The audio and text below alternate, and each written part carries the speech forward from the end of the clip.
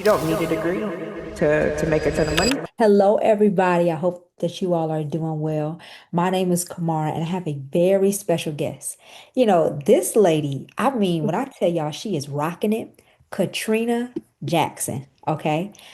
This woman just landed a $140,000 job. Yeah, let's give her a round of applause. First of all, Katrina, I want you to tell people a little bit about yourself, and then we'll dive into your career journey. Yeah.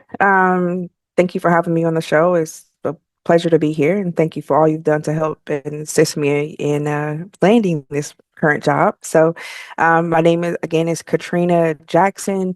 Um, Background is in finance, more specifically equity compensation plans, and I've been in this business for about 10 years now. And now talk to us about education because there are a lot of people they're going back bachelor's, master's, they getting 10 and 12 certifications, but you really focused in talk about your education history. Yeah, so I do have a bachelor's degree from Ohio State University in criminology. Um, Obviously, I'm doing nothing with that. So I got into finance and I just started to get finance licenses. So I have about six of them. My From going to college and then working in the field, my unsolicited advice is that you go for you don't need a degree to make a ton of money. But what you are going through, just make sure that it's something that you want to do first, and that secondly, that it has a career pathway that you can follow to continue to um, grow within that career, and that is substantial enough to take care of yourself and your family. I agree 100%. Now, I want to talk to you. I really want you to talk to people because how long were you looking for a job before you got this 140K role? Um, about a year, Oh my gosh, mm, 12 months. about Now, 12 were you months. doing stuff in between? Yes. So I Okay. did do roles in between, but it was not something that I felt like I could actually continue to grow my career in. So it was more so a stunt, something to kind of fill in the time. Right. So until this role, yeah, about 12 months. So the job before you started taking temp jobs, what was that? The job before this, so I was a department manager for one of the leading broker dealers for their workplace solutions or equity compensation program. So I ran a department here. I also helped build out other sites, which ultimately led to my demise because we were laid off here in my area. And I was asked to go to another area, but I did not want to move. So it Right. just kind of left me in a place where I was stuck. No, got you. Now, during that time of you being laid off, you actually built a system that is like a mental pull, like, oh my gosh, like, I can't believe it. That actually happened to some people at Google. But during that period, I guess, what were your thoughts? Like you were taking all these temp jobs. How did you keep yourself encouraged?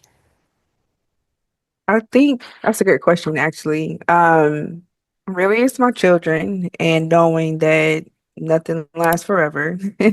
I think the other thing is I felt really confident in myself because in the past I really took advantage of all of the opportunities I had while I was working.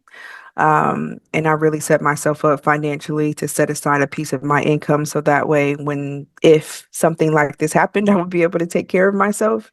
So that is also something that I say to people, like you never know when life is going to hit you. So always have a plan and continue to put money and save money in places to where something like this happens, you can take care of yourself and not go insane.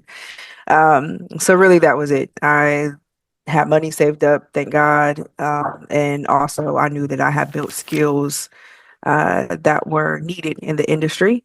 And so I just kept pushing. Got you. I love that.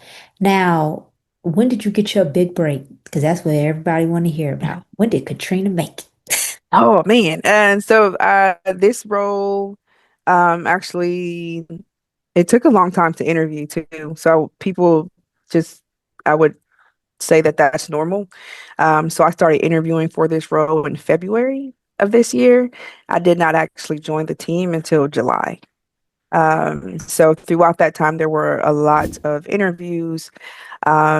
how to do PowerPoint presentations. Really? Met with about six different people within the company. Now my role is a little different, so maybe it's they want to make sure you know how to do your job before you get there, right? But yeah, so it took a lot. It was a lot of interviews. Took a long time to get in, but we're here. Girl, that is amazing. You did your interview in February. You didn't get hired until July. End of July, End of correct? Almost July. August. Okay, so that Yes, gives people some faith. February, March, April. Okay, that gives people a lot of faith. That lets you know you have a lot of favor because you beat out a lot of people for that job. Were you thank praying? God. Oh my gosh, yes. Okay. All the Were you time, like praying? please, Did you do every follow-up day. emails? Oh my gosh, yes. Like Lord, please, you heard me yesterday. Like I need this job. When you so Following up with them, yeah. Like so, Mhm. I think it was more so about even with the job, it's just kind of like setting clear expectations on what I wanted and what I could do. And just following up with them and say like, hey, what next steps do I need to take? Who do I need to speak with next? How better can I prepare for the next interview? And it's okay to ask them for tips as well, because you'll be surprised how many jobs will actually give you tips for your next interview. So yeah. I love this. Oh my gosh. So let me ask you this. Courtesy 101. After you interview in February, Mhm. did you know it was going to take a long time? In finance, it just typically takes a long time. So if you're in the Okay. finance industry, just hold your horses. It's coming. So from experience, yes, I figured it could take a while, not almost 6 months, but yes. Okay. And did you do a follow-up email? Like right after you Um, Always. So always do a respond follow-up back email. immediately? No. Sometimes they didn't respond at all. Sometimes they did respond and just like, hey, thanks for reaching out. We'll keep you posted. Girl, this is amazing, amazing. I want to get into the different phases because when y'all see Katrina, y'all see 140,000. Y'all look at the market. She said that she interviewed in February. She had to go through the process. She didn't get hired until July. Um, did you have to do a technical interview, behavioral interview, walk people through that? Not too much in detail, but a lot of people don't understand there are steps, you know? A lot of steps. So in this role, was more so meeting with the different stakeholders that would support my role. So I was meeting with all of those stakeholders to kind of explain my background and how I can assist and how I've worked with stakeholders before to kind of build this product line and business up, right? So that was one of them. The other one is that we were going from service to sales. And in that particular model, they want to ensure that you understand how to kind of move that process along. So there was a PowerPoint presentation that you would have, and they gave you a scenario and said, this is the market you're looking at. Basically, how would you scale this to make it grow? And so I had to take that. They gave you a couple of days to do a PowerPoint presentation. And then I presented that in front of a panel of about four. Um, yeah. And you make sure that you just kind of have all your questions answered. People always say, like, it's kind of bad being a pessimist. Sometimes it helps you because you can always look at the downside of things and then just try to fix it before someone else asks you the question. So that's how I use my pessimism. And that just kind of helped. All the questions that they had were stuff that I already kind of thought about how it could fail. And I Mhm. just answered those questions proactively in my presentation, and it helped. Oh, I love that. And see, I really think it's just being a realist, because sometimes people, excellent ideas, but you have to execute. And if you ain't gonna execute, then who gonna do it? That is it. And it's just because it's your idea doesn't mean that it's great or I can't poke holes in it. So I think the advice is just, yeah, just humble yourself, poke holes in your own stuff so no one has to and you can fill it in. Now, walk people through your job title and what you actually do, because they hear finance and they're like, but then it sounds like you're also doing some IT. You do a lot, okay? It is. So it is a difference. So the company that I work for now, they are just now entering this space on offering equity compensation plans to clients. In my particular field, it's our client is different. It's the company. And then we just handle participants who are a part of that company's equity compensation program. So in my current role right now, I am the head of the executive and service desk for all of Ohio. Currently going to build out the United States so that we can have cross functional sites.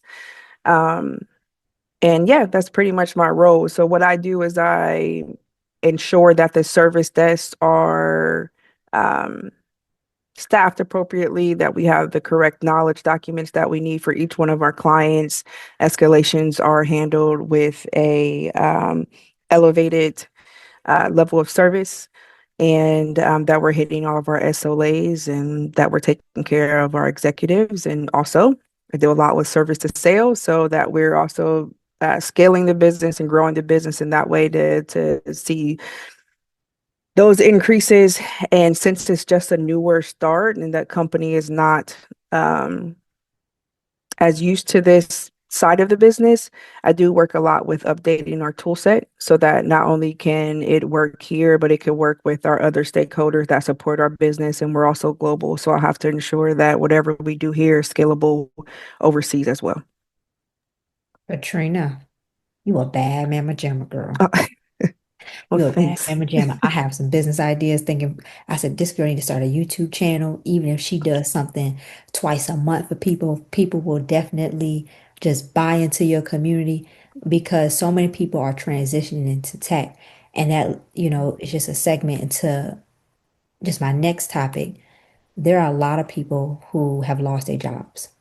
During the time of this recording, government is shut down, and I don't talk about politics at all, but Yeah. I do understand, there were some military people, they were at the food bank, federal employees, 200 plus K salaries, their positions have been either cut or paused, right? So, what are some transferable skills you think everybody has to, get another job? Oh man, that's a great question. I'll start with saying that my heart just pours out. It is a horrible. I still feel like I have PTSD from when I lost my job. So my heart goes out to them. Transferable skills are being able to articulate yourself well, right? Having written and verbal skills. I know we have AI right now, but AI is not always there, and AI is not as quick as you may need it to be to make a decision in the moment. And sometimes you're caught off guard. So being able to have those skills and being able to showcase them in a way that other people can understand what you're saying and move forth action is going to be is key. Um, Being proactive. I always say that to anyone that I hire, or even with myself, there's a lot of things where you just, if you have a skill of being proactive, that goes a long way. Nobody wants to tell you what to do or babysit you in some roles. They just want you to do it. Um, Customer service, of course, that goes without saying. Just doing the right things for people. If you're an expert in your field or whatever your line of work is, I think the key is just sitting down and being able to explain that to someone who knows nothing about your field, um, and being able to promote yourself in a way to where like you are the best. So in an interview, it's not a great time to be humble. Um, it is a time to say like, hey, this is what I bring to the table. This is how I can make things better, and you need me for these reasons. Girl, I absolutely love that. Um, when you purchase your resume and your LinkedIn, how soon did you start seeing results? What did that look like? And talk about, like how we connected on LinkedIn. Yeah, yeah. So prior to me, I was with my company for 8 years before being asked to move out of state, and then I was let go. So I had not had a job um interview in a long time. And even getting this job, someone asked me to get this job, so I didn't really have to use a resume. So um, I was nervous about it. When I started to put in interviews, I just was not getting too much back. And so I saw you on LinkedIn and you had made a post, and I was like, well, um, why not? Right? Like, why not try and get all the help I can get? And so After you updated my LinkedIn page and then had my resume, yeah, and I know this sounds cliche and I don't, but like almost immediately, as soon as everything was up, as soon as I started to send out that email, started to apply with your updated resume. Wait. I'm gonna make you Instagram famous. Yeah, You said, hold on, hold on. Okay, say that again. it was, I don't want to be cliche, but it was literally almost instantly. I started to get results from everywhere. I mean, I had so many people calling me like, "Hey, do you want a job? Hey, do you want a job?" And it's like, I'm interviewing for three people right now. Like, Mhm. I don't know if I can do that. So, um, yeah, I turned down interviews actually because Really? of, so there were positions right now. I'll say about three of them that I was like, I cannot take your interview right now. I'm actually too far gone in these other processes. And if these don't Right. work out, I'll be happy to get back with you. Um, but yeah, you did your thing so well on everything that I didn't have to do anything afterwards. They just came to me and it was a floodgate. So appreciate it so much. I'm so happy for that. That's really excited to hear. Um, I know you're a busy lady. Tell us what is some encouragement, some motivation you would give to somebody who they're just taking temp jobs, they doing Uber, Domino's, they're just trying to make it through. I've worked with people who they have made 120, they've had to go down to 40,000. They got kids. I've had people who they got the 250 roll, now they going down to 150. If they was doing like a $10,000 mortgage or rent, it's a big difference. What's some encouragement that you would give? I mean, the encouragement that I'll give you, which it sucks when you're in it, is that like you're not alone. It sucks, it hurts. But I will say with everything that you do, take advantage of every opportunity that you can, and then also take the time while you're down to learn new skills and see what else is out there because pivoting is essential to sometimes your growth and just survival. So take advantage of it. Like I said, like I didn't think that I needed a resume service. You would have asked me this 5 years ago. I'd have been like, no, I'm fine. Hmm. But if I didn't just step out and take advantage of what was there to assist me, I Yeah. don't think that I would be in the position that I am now. So it sucks, but you'll be fine. Yeah, you'll definitely be fine. I'll say this. Resume writing is not like what it used to be. You really have to be a strategist because I'm not just, I can't get your resume and physically deliver it to 100 companies. That would be a waste of time and paper because they're going to Mhm. throw it out. You have to know this computer system. Three things that I tell people. Number one, does the resume match the job? A lot of people going for project management, but you have the resume of a customer service person working at Verizon, Mhm. okay? Or you have a teacher's resume. Number two, does the job descriptions match the no, I'm sorry, does your descriptions in your resume match the job? Mhm. And then number three, are you following up with people? Are you still doing those cold emails? What we do with our applying to jobs people on LinkedIn, we actually respond to some of the recruiters or we comment underneath their posts. Mhm. It's strategy because you have to be visible. If you are not at least getting an interview, something is wrong in the computer process. Agree, 1,000%. And that was my case. I think it was too general. Mhm. And then you also gave me language that was more appealing to AI and different systems to pull my resume faster than if it was a manual pull. Yeah. So that was also something that was very beneficial.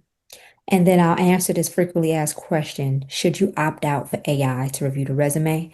I say no. The That's reason enough. why is because sometimes after a recruiter goes through all of those AI resumes who have made it, it's probably 100, 50 or 100, and they don't want to do manual. They can, but they'll just briefly look through. And if your resume is not aesthetically pleasing, that doesn't mean you need a picture. I'm just talking about format. They're gonna throw it out.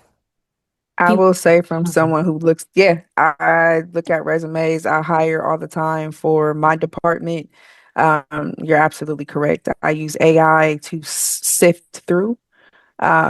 what doesn't match up and what would stick out as someone that's not going to make it. And then when I look at the resume, it is very much so high level. Does what the person present to me match with what I want to have in this role? And Hmm. that's how it goes on a high level. So you're absolutely Good. correct. Good, Katrina. We are so proud of you. You're gonna hear the woohoo Oh, when you watch the YouTube video, but stay on just a little bit longer, y'all. This is Katrina Jackson. She is doing amazing. She is one of our testimonials, and she just gonna keep going up and up from here. This is Cam, and we will talk to you soon.